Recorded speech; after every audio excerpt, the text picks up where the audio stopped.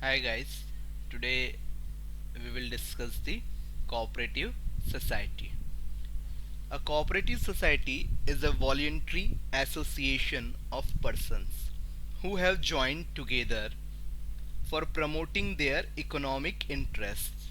It is necessary for such societies to be compulsorily registered under Cooperative Societies Act 1912. To form a cooperative society, consent of 10 adult persons is required. The capital of a society is raised from its members through issue of shares. A distinct legal identity is achieved by the society through registration. We have the various definitions of cooperative societies, but according to the Indian Cooperative Societies Act 1912, cooperative organization is a society which has its objectives for the promotion of economic interest of its members in accordance with cooperative principles. One good scholar has to be there, E. H. Calvert. He told about the cooperative society. It is a form of organization wherein persons voluntarily associate together as human beings on the basis of equality for the promotion of an economic interest for themselves. Overall, simply we can speak, a cooperative society is a voluntary association of so many peoples of moderate means who unite together to protect and promote their common economic interest. Now, after that, we are trying to discuss the features of cooperative societies. Then we have so many features. One by one, we try to discuss. Then the first one is voluntary association or voluntary membership. If we will try to go with this feature, that is a voluntary association or voluntary membership, a cooperative society is essentially a voluntary association of persons. There is no compulsion to become a member of the cooperative society. Any person is free to join any time and exit any time after serving a notice. Then we will go with the next feature of the cooperative society, that is a legal status. We are trying to go with here, that is a legal status.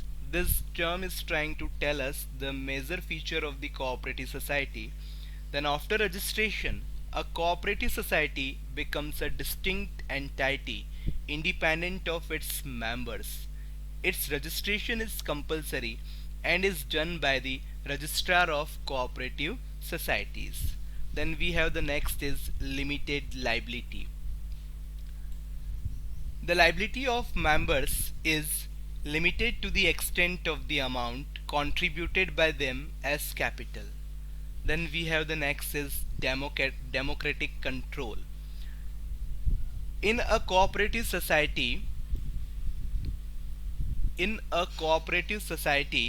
the power to take decisions lies in the hands of an elected management committee.